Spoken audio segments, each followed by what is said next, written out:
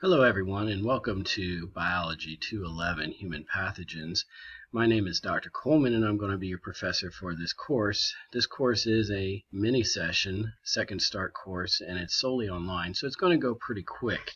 I want to let you know that I do not have any of my lectures that are actually audio based just yet, but I am currently working on it. However, I am available for you to ask questions through your email at any given time, as well as my office hours, which we'll show you how to access here in a second.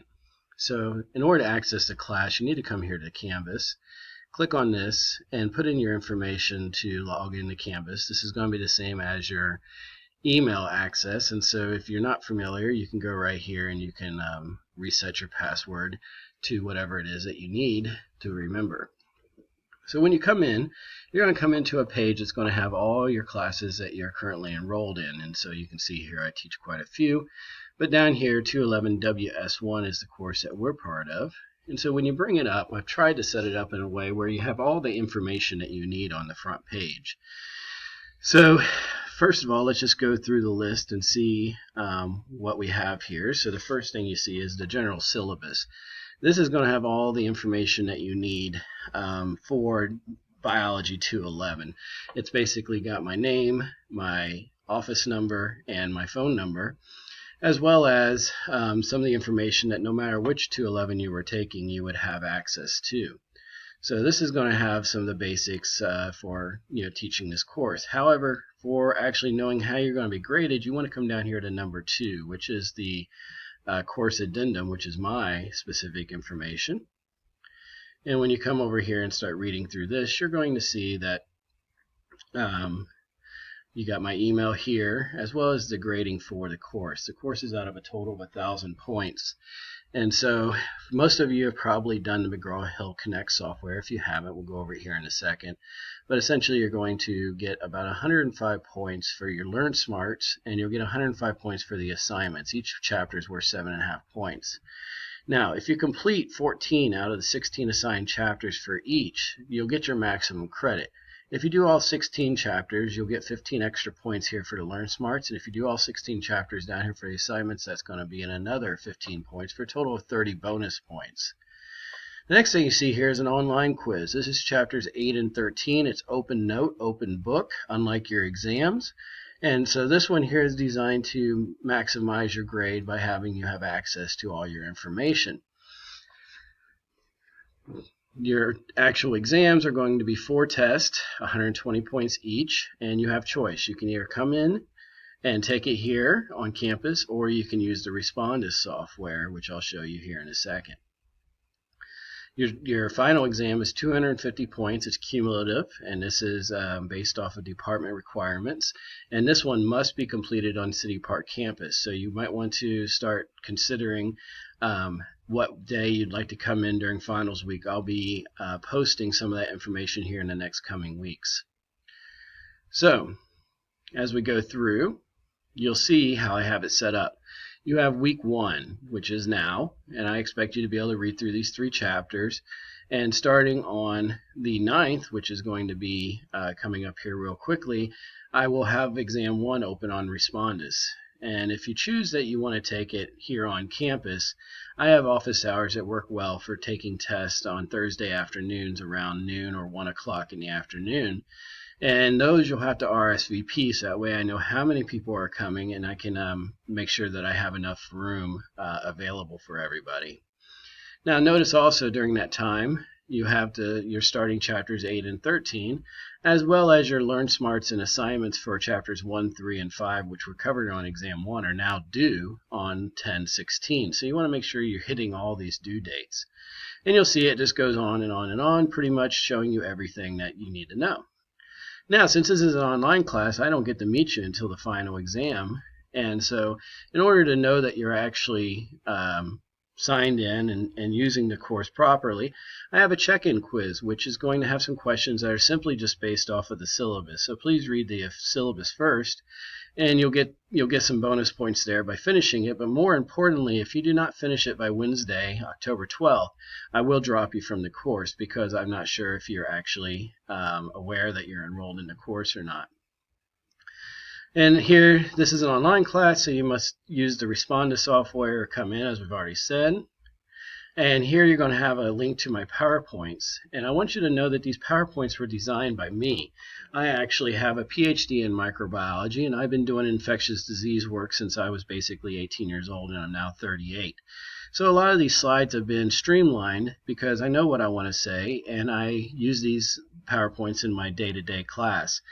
Now, these are not a study guide, so please don't use them as such. This is a 200-level course preparing you for allied health careers. You need to know this stuff, so there's no such thing as a study guide at this level. So, for example, look at some of my notes that I have here for Chapter 26. Haemophilus influenzae, a gram-negative non-motile rod bacterium, causes disease in children via strains with encapsulated A through F proteins, and type B, abbreviated Hib, causes most serious disease in both adults and children. Now, if you just memorize that, you're not going to do well in the exams because you're not able to critically think what that actually means. You should be able to tell me, many things here out of this just one little sentence. And so any word that you see that you don't recognize, you need to be able to actually tell me what it is that means. So, for instance, gram-negative. You should be able to tell me a couple sentences that differentiate gram-positive versus gram-negative bacteria, as well as what an encapsulated protein is, as well as why that would be important for causing serious disease. So you can see here that if you're just memorizing vocab, you're probably not going to do well on my exams. Now for the Connect information, you have your link right here that's going to bring you to the site that's going to help you log in. So when you sign in, you're going to see that you'll have my information here, and you can go to the Register Now, and when you click the Register Now, you'll have an opportunity to put your email address in, and I suggest to you that you use your Delgado email because sometimes we get discounts for using our emails through Delgado. So I just always put a fake one in here because if I put my normal one in, then it thinks that I'm actually trying to log into my account. So when we go to the next page, you'll have an access here where it says, do you have a registration code? Now, if you bought the book brand new in the bookstore here on campus, they come with the registration code. However, if you bought the book used or you're renting it or however you're going to get access to the book, you may not get the registration code, so you'll have to buy the code online. And you go here to buy online, and it will give you the opportunity to purchase it here for $55, and that's going to give you access to the ebook too. So for those of you that are interested in just having an ebook instead of actually carrying around a textbook, here you'll be able to rent the ebook for the duration of the course. Oops, sorry about that. Anyways, there's another opportunity there too that you can actually go down and use a trial version, and now that trial version only lasts 1 week. So if it's an opportunity for you to go and get started on your homework without paying anything, the trick is that if you don't pay for it by the end of the week, it actually deletes everything that you've done, and I don't have access to it, so I won't have any way to show that you actually did the work. So make sure that if you decide to go that route, that you actually pay for the software before the end of the trial period. Now notice here, there's 2 assignments. There's a Learn Smart assignment, which is going to be a series of online flashcards. And these things will go on for a while because they're designed to help you. If you're struggling, they go down, make them easier. If you're doing really well, they start asking some of the more difficult questions. And so it truly is user engaging in terms that, it may actually take you 3-4 hours to finish a chapter. However, for full credit, just to get your 7.5 points, if you at least complete 30 minutes of time on each assignment, you'll be able to get your full points. Now, I'll actually have to go in and manually change the grade, so don't panic if it shows that you only got 1 point or whatever.